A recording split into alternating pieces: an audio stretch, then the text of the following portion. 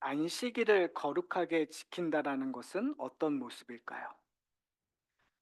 다시 이제 표현한다면 여러분 주일을 거룩하게 지킨다라는 건 어떤 모습이라고 생각하십니까?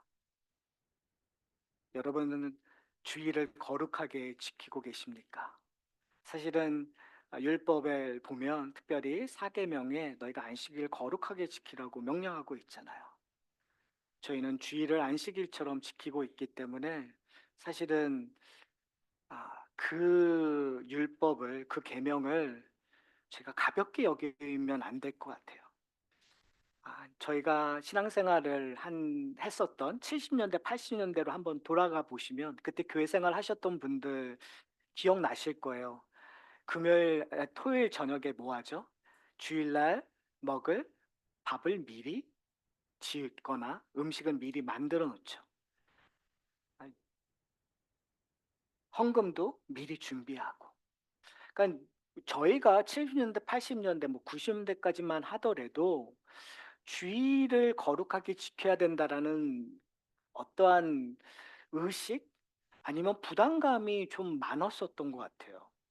근데 현재를 살아가 있는 교인들에게, 교회 다니는 사람들에게 주의를 거룩하게 지키라는 이 명령이 현재 얼마나 우리에게 무게감을 주고 있을까요? 한번 저를 포함해서 우리가 주일날 우리가 하는 행동들을 한번 좀 잘 살펴보셨으면 좋겠어요. 여러분 주일날 어떤 일들 하고 계세요? 예배 드리는 교회에 있었던 그 시간들을 좀 빼놓고 그 외의 시간들 한번 좀 여러분 한번 생각해 보셨으면 좋겠어요. 평상시와 다를까요? 평상시와 같을까요? 거룩하게 지키라는 의미는 구별하라는 의미가 있어요. 다른 날과 구별하여 하나님 앞에 나가라는 의미가 있거든요. 여러분, 평일, 월요일서부터 토요일과 주일과 구별된 패런이 있으십니까? 구별된 모습들이 여러분에게 있습니까? 이런 질문을 하면 왠지 이거 뭔가 잘못하고 있다라는 그런 느낌이 드실 것 같아요. 저는 오늘 본문을 통해서 구별된다는 것이 무엇이고 거룩한다는 의미가 무엇인가를 저와 여러분이 좀 발견하셨으면 좋겠어요. 근데 전제 조건이 있어요. 지금 여러분이 그동안 갖고 있었던 구별, 거룩이라는 개념을 잠시 옆에다 좀 놓고 저와 여러분들이 전제 조건을 들어야 될 건 바로 지난주 저희가 살펴봤던 본문에서 새 포도주는 어디에 담으라고요? 세 부대에 담는다고 얘기했잖아요.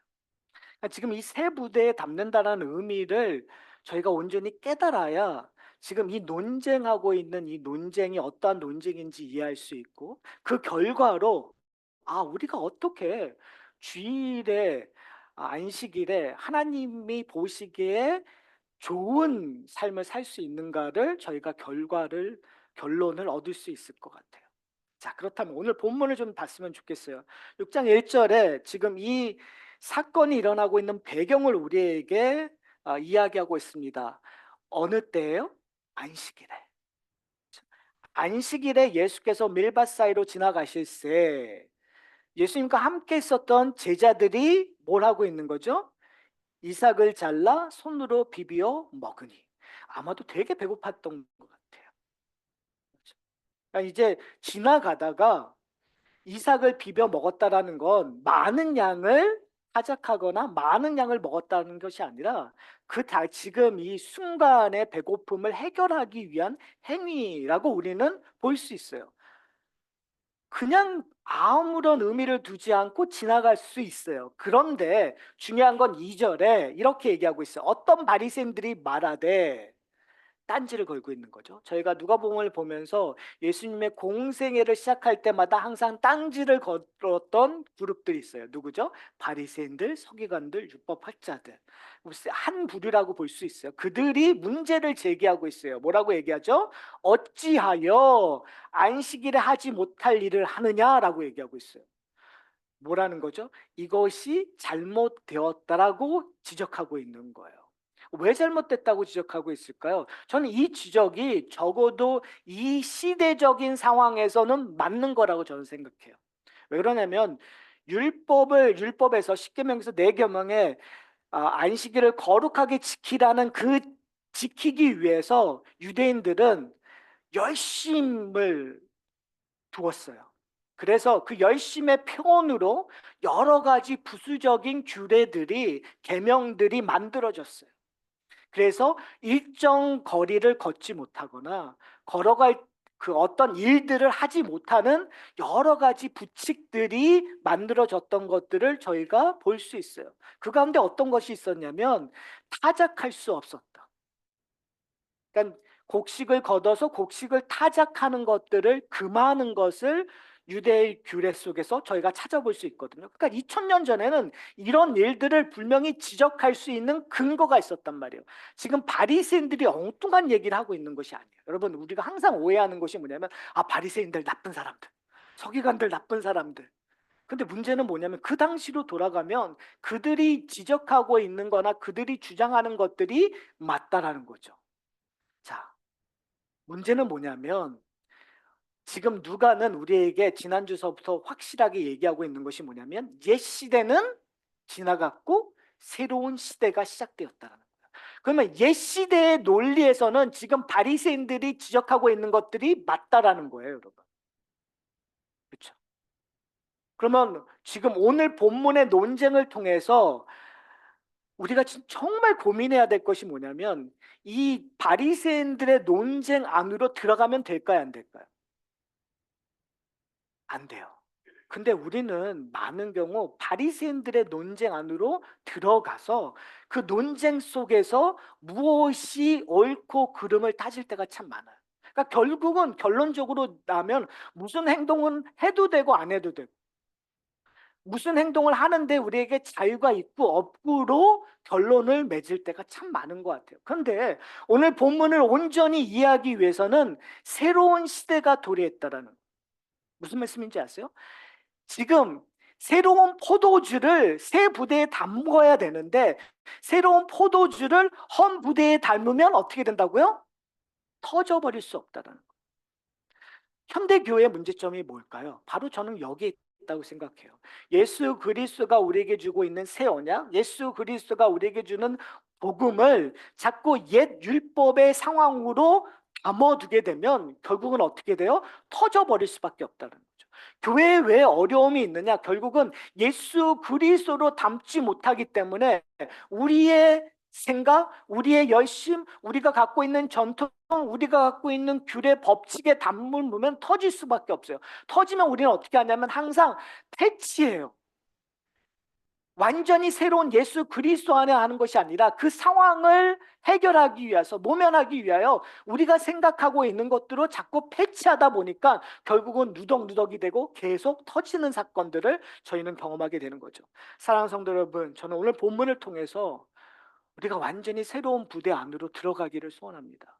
그러니까 왜 예수님께서 지금 이 이야기를 하고 있는, 너희가 안식일에 하지 못하는 일을 했었을 때 예수님께서 옛 부대 안에서, 옛 율법 안에서 얘기했었을 때에는 제자들을 꾸짖으셔야 돼요.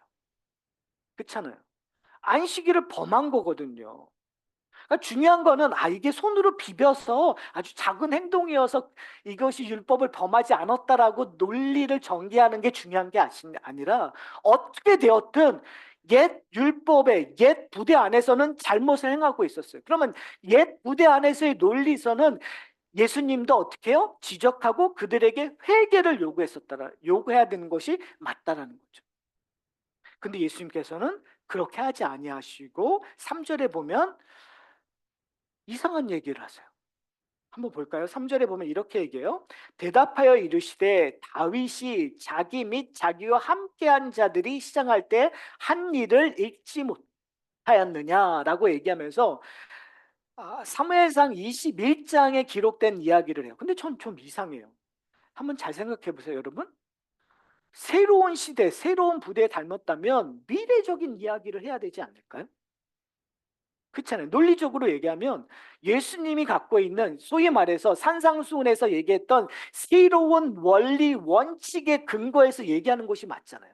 근데 예수님께서는 2000년 전에 현재 율법이 얘기 아니라 그것보다 한참 전에 있는 다윗의 사건 하나를 끌고 와서 얘기하고 있다는.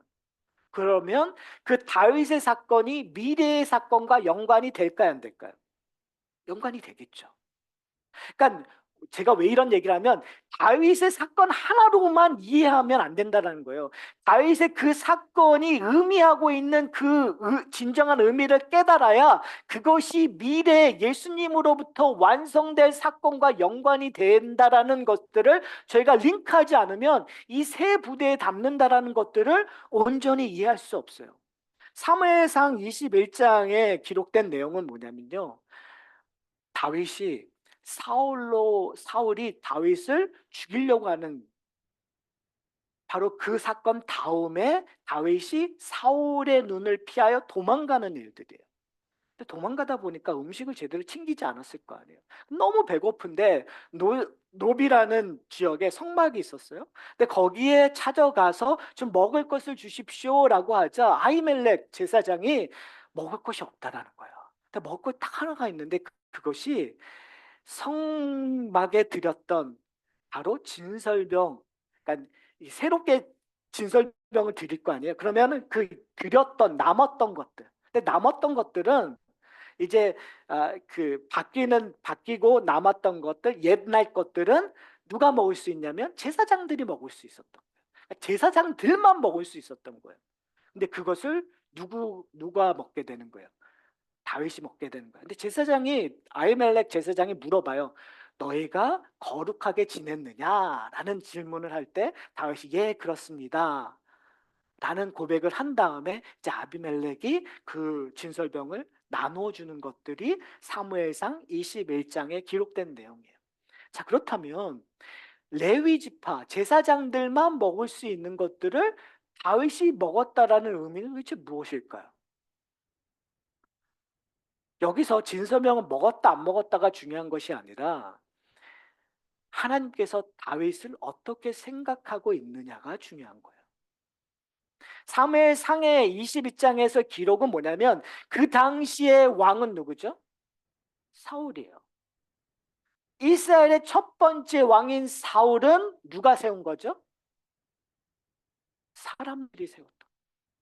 지금 사울에서 왕권이 다윗으로 옮겨가는 이야기들이 사무엘상에서 기록되고 있는데 그 기록되는 그 비하인드의 내용은 뭐냐면 왕은 누가 세우신다라는 거예요. 하나님이 세우신다라는 거예요. 다른 말로 얘기하면 지금 다윗에게 하나님의 그 왕으로 세울 수 있는 권한, 능력이 있다라는 것들을 우리에게 보여주고자 하는 거죠. 근데 중요한 것은 단순히 하나님께서 내가 좋아하는 사람을 왕으로 세웠다라는 것이 중요한 것이 아니라 왜 하나님께서 다윗을 왕으로 세우고 싶어 하냐는 거예요. 우리가 기억해야 될 것은 뭐냐면 성경은요, 우리에게 하나의 목적을 가지고 쓰여졌어요. 이스라엘의 역사를 이야기하고자 하는 것이 아니라 이스라엘의 역사를 통해서 하나님이 우리에게 보여주고자 하는 계시, 목적을 우리에게 설명하고 싶은 거예요. 자, 그렇다면 성경에서 끊임없이 우리에게 보여주고자 하는 내용들이 뭘까요? 성경은 도대체 우리에게 뭘 얘기하고 싶은 걸까요? 어떻게 부자 되는가? 어떻게 인간답게 살아가는가를 얘기하고 싶을까요? 어떻게 건강한가를 성경은 우리에게 얘기해 주고 싶을까요? 어떻게 인간관계는 잘할 수 있을까를 성경은 우리에게 보여주고 싶을까요?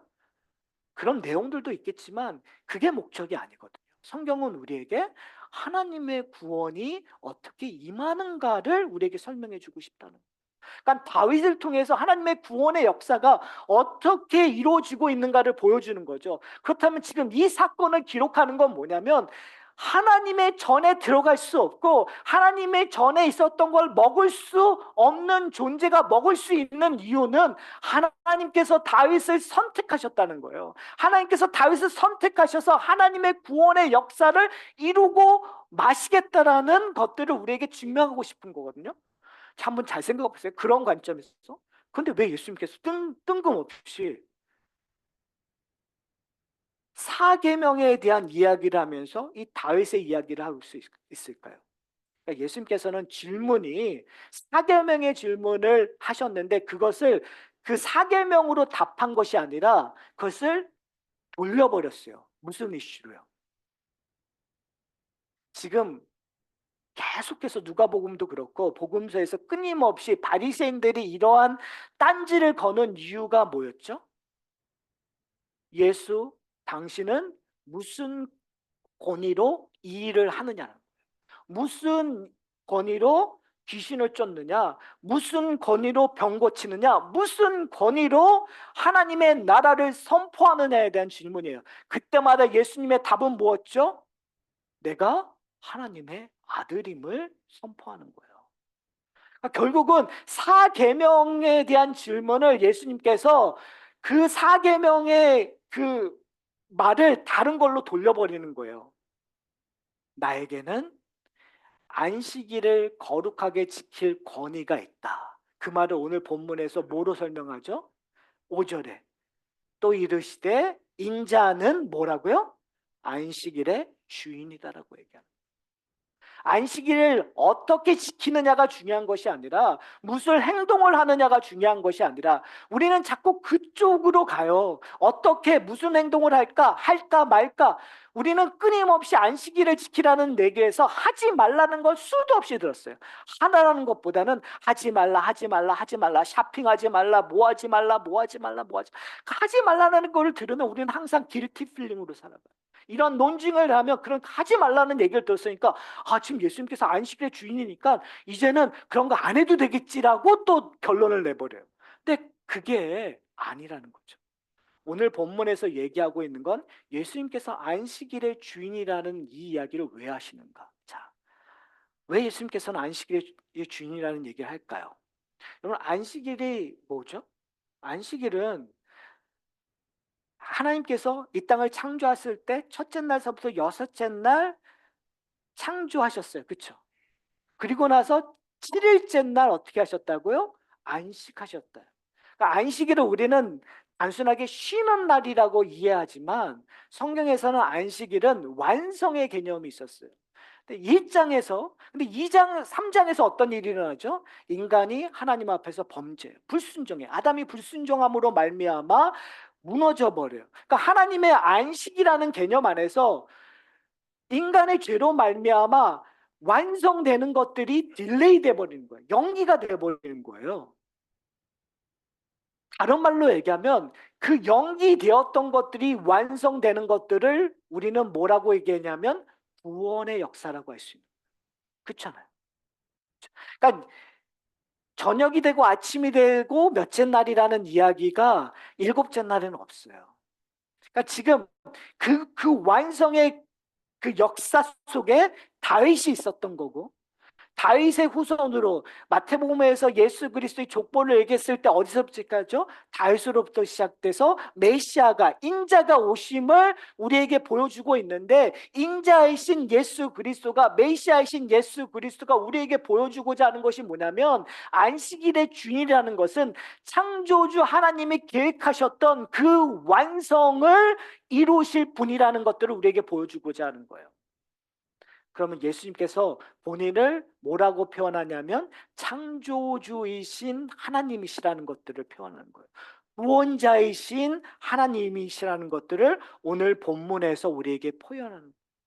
그걸 증거하시는 내용들이에요. 사랑하는 성도 여러분, 그렇다면 우리가 고민해야 될 건 뭐냐면 여러분 어떻게 안식일을 지키고 계십니까? 어떻게 안식일을 저희가 바라보고 있습니까? 그때 우리는 자동적으로 뭘 하지 말아야 되나? 아니면 뭘 해야 되나? 주일날 교회 나가야 되나? 우리는 어떻게 준비해야 되나? 라고만 행동적인 생각으로 할 때가 참 많아요.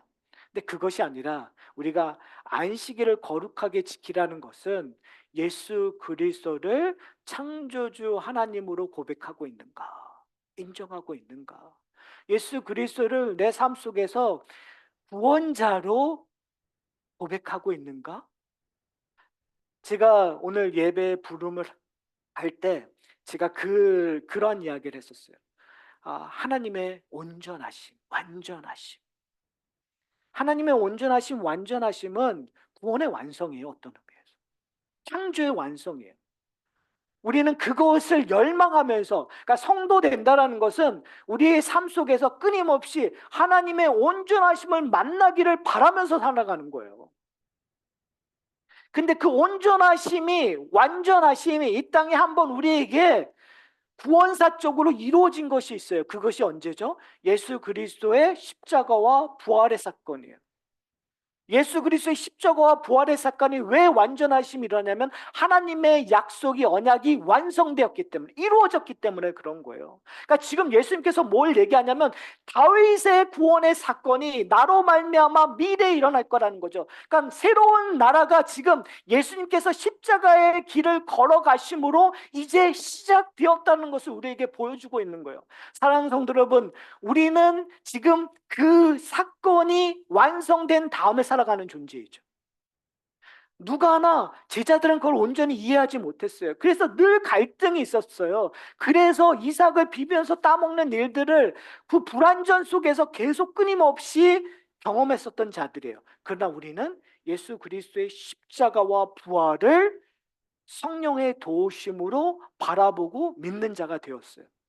그렇다면 오늘 본문을 통해서 우리가 기억해야 될 것은 뭐냐면, 예수님께서 안식일의 주인이라는 사실은, 예수님께서 이제 그 십자가의 길을 걸어감으로 말미암아 구원을 완성하시는 분이라는 것들, 창조의 계획이 이제 예수 그리스도로 말미암아 완성되었다라는 것들을 우리에게 주는 거구나.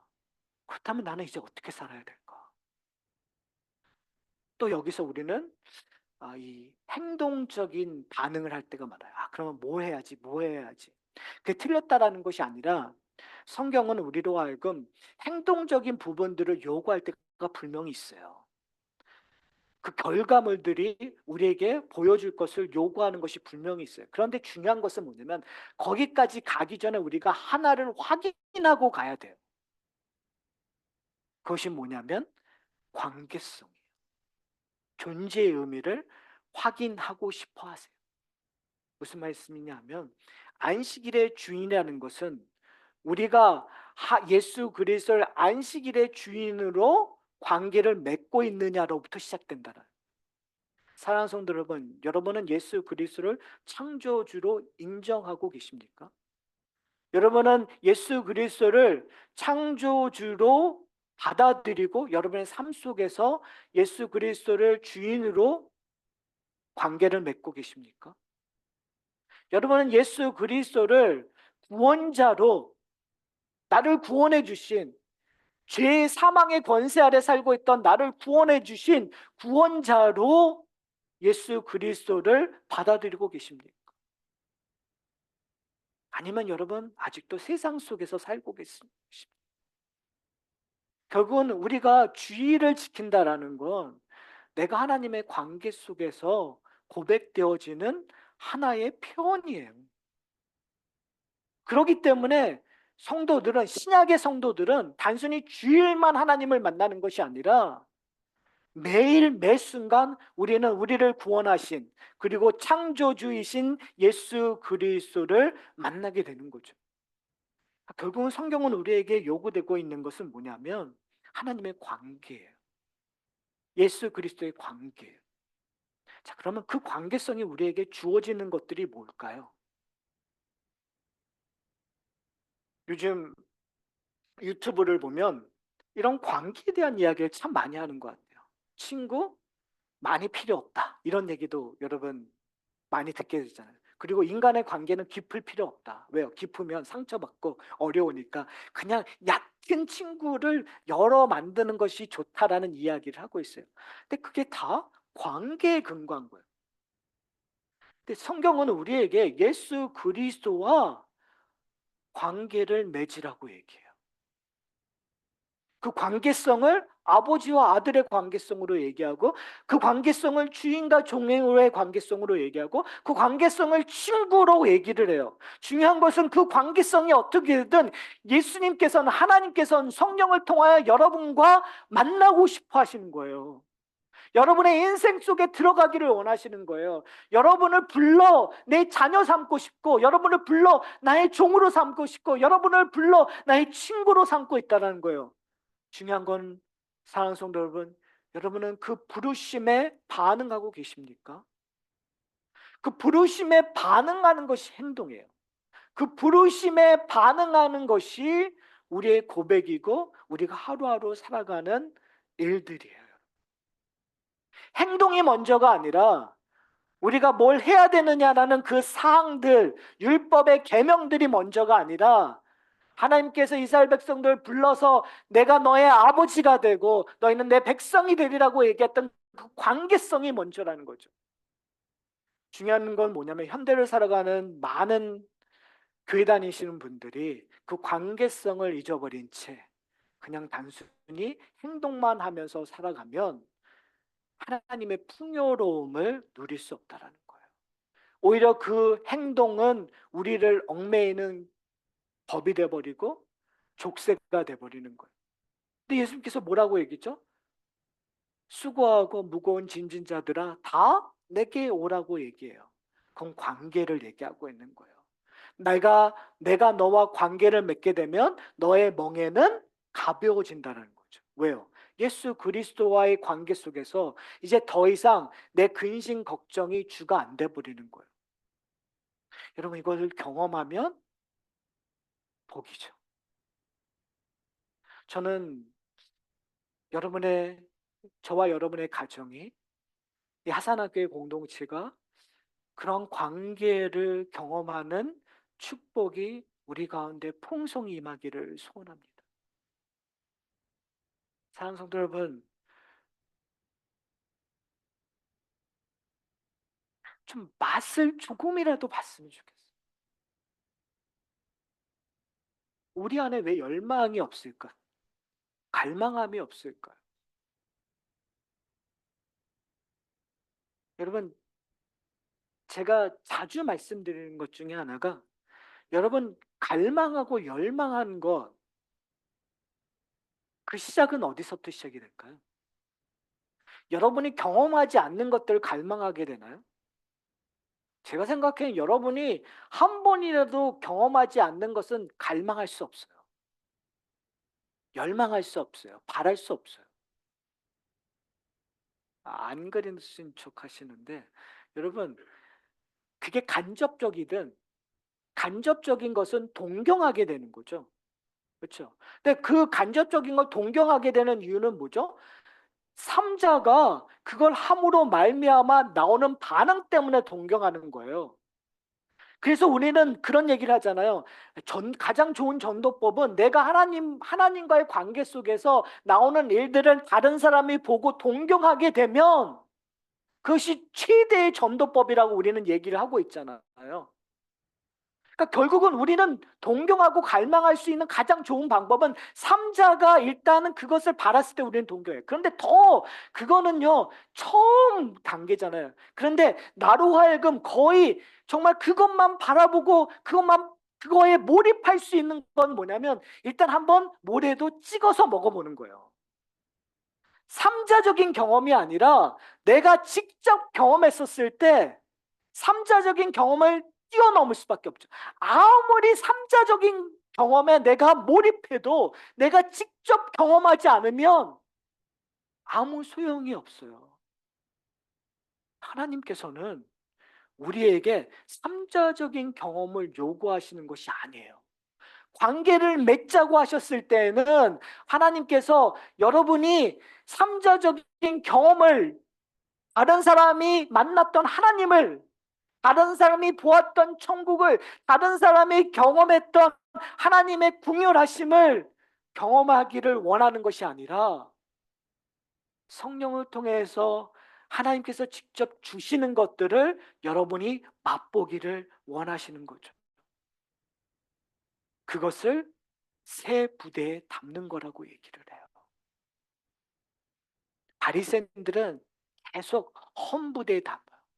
자기들이 만들어냈던 율법 규례, 자신들의 사고에, 자신들의 능력에 근거하여 헌 부대에 닮아요. 터지면 자신들의 능력으로 그것들을 패치하고 꼬매려고 얘기를 해요. 근데 예수님께서 얘기하는 거예요. 새 헌부대를 벗어버리고 이제 새 포도주는 새 부대에 다. 다른 말로 얘기하면요, 더 이상 안식일의 주인을 만날 때 너희가 세운 율법과 규례로 만나는 것이 아니라 예수 그리스도와 교제함으로 만나라는 거예요. 예수 창조주이신 예수 그리스도, 그 창조를 완성하셨던, 우리의 죄로 말미암아 뒤틀려지고 연기되었던 창조의 완성을 예수 그리스도가 십자가 달려 주시고 부활하셨을 때 이루어진 것들이 있죠. 뭐예요? 하나님의 형상이 회복되는 거잖아요. 죄로 말미암아 하나님의 형상이 뒤틀어졌는데 이제 예수 그리스도의 보혈의 능력으로 말미암아 하나님의 형상이 회복되었어요. 하나님의 형상이 회복되었다는 건 뭐냐면 이제 하나님과 만날 수 있는, 하나님을 아는 일들을 할 수 있는 능력이 우리에게 주어졌다는 거예요. 근데 문제는 뭐냐면 우리는 그것을 별 의미 없이 여기고 있다는 거예요. 거기에 가치와 거기에 어떠한 밸류를 두지 않고 있는 것이 우리의 문제예요. 사랑하는 성도 여러분, 이 땅에서 어떻게 살아가십니까? 우리는 하나님의 형상에 회복된 거에 더 가치를 두고 계십니까? 아니면 세상의 능력, 세상의 그 파워에 여러분의 가치를 두고 계십니까? 별거 아닌 것 같은데 바로 그것이 예수 그리스도라는 새로운 부대예요. 새로운 원리예요. 새로운 다스림이에요. 하나님 나라의 왕권 안에 들어간다는 것, 다스림 안에 들어간다는 건 하나님의 형상이 회복됨으로 말미암아 새로운 눈으로, 새로운 가치관으로 세상을 바라보는 거죠. 사랑하는 성도 여러분, 여러분은 하나님의 다스림 안에, 그 다스림 속 안에서 하나님을 만나고 계십니까? 그렇다면 여러분은 안식일의 주이신 예수 그리스도를 여러분이 주인으로 섬기고 있는 거예요. 그러면 그 행동들이 일어나고 있는 거예요. 만약에 그렇다면 우리의 예배가 변하겠죠. 우리의 주일의 삶이 달라지겠죠. 오해하지 않고 들으셨으면 좋겠어요. 주일의 삶이 달라진다는 것이 쇼핑을 안 하고의 문제가 아니라 내가 그리스도로서 구별된 삶을 살아가는 거죠. 만약에 내가 주일을 구별된 삶으로 살아간다면 이제 매일매일 구별된 삶으로 확장하는 일에 우리는 순종하는 삶이 되어버리는 거예요. 사랑하는 성도 여러분, 저는 그 일들이 우리의 삶 속에서 좀 드러났으면 좋겠어요. 그 일들을 하기 위해서 우리가 해야 될 것은 뭐냐면 바로 함께 그 일들을 이루어나는 거예요. 하나님의 나라는요, 어, 여러 영역 안에서 드러날 수 있는 것 같아요. 근데 성경은 우리에게 남은 자라는 표현을 쓰고 있거든요. 그러니까 남은 자라는 것은 우리가 대다수가 아니라는 거예요. 이 땅을 살아가면서 우리가 머저리티가 아니라는 얘기를 하고 있는 거예요. 다른 말로 얘기하면 세상이 우리를 그냥 내버려 두지 않는다라는 거예요. 그러면 그냥 내버려 두지 않는 거에 휩쓸려 가기 쉽다라는 거거든요. 우리가 헌부대에 담는 것 너무 쉬운 일이고 세상은 당연하게 얘기하는 거예요. 근데 그 일들을 하지 않기 위해서는 우리가 갖고 있는 공동체들이 있어야 되는 거예요. 가장 기본 단위가 어디일까요? 가정이에요. 사랑하는 성도 여러분, 가정을 지키셔야 돼요. 가정을 새 부대로 바꾸셔야 돼요. 그러니까 우리가 목숨 걸어야 될 것은 뭐냐면 내가 그리스도인으로 삶을 살기 위해 가장 중요한 건 이 가정이라는 최소 단위를 지켜야 내 신앙생활을 온전히 할 수 있는 거예요. 그러니까 내가 신앙생활을 온전히 해야 가정을 지킬 수 있고 가정이 온전히 지켜져야 내가 신앙생활을 온전히 할 수 있는 거예요. 그러니까 가정에서 예수 그리스도가 주인 되심을, 새로운 나라와 새 하늘이 이 가정에서 드러남을, 그리스도의 다스림이 드러남을 우리가 이루어지기 위하여 최선을 다하는 일들이 우리 신앙의 가장 첫 번째 길이라는 걸 다시 한번 기억하셨으면 좋겠어요. 저는 하산학교의 공동체 가정 안에 그 일들이 일어났습니다. 그것을 한 단어로 표현하면 회복이에요. 안 그렇습니까? 사실은 우리가 하나 놓치고 있는 것이 뭐냐면, 우리가 예수 그리스도를 주라 고백하는 순간 우리는 새로운 피조물이 되었잖아요. 그 새로운 피조물들이 이룬 공동체는, 가정은 새로운 피조물의 공동체가 돼야 되는데, 우리 실상은 그렇지 않은 것들을 만나게 돼요. 무너져 있고 황폐해진 우리의 가정의 모습들을 보게 돼요. 그러니까 결국은 우리가 예수 그리스도를 만나기 전까지 이 땅에서 그것을 회복하는 것이 우리의 지상의 명령이에요. 저는 그렇게 봐요. 우리의 지상의 명령은 이 땅에서 우리의 가정이 회복되는 것. 그러니까 회복된다라는 건 쉽지 않아요. 그러나 그것이 우리의 전쟁터고 우리의 목적이고 삶의 의미가 거기 있다는 거죠. 그런 의미에서 저는 모든 면의 우선순위는 가정이 되셔야 됩니다. 제가 이제 앞으로 저한테 물어보시면, 앞으로 제 목회의 가장 정점은 가정이어야 된다는, 하산학 공동체에서 우리가 끊임없이 우리가 돌아보고 해야 되는 건 우리의 가정. 어떻게 하면 우리의 가정을 회복할 것인가.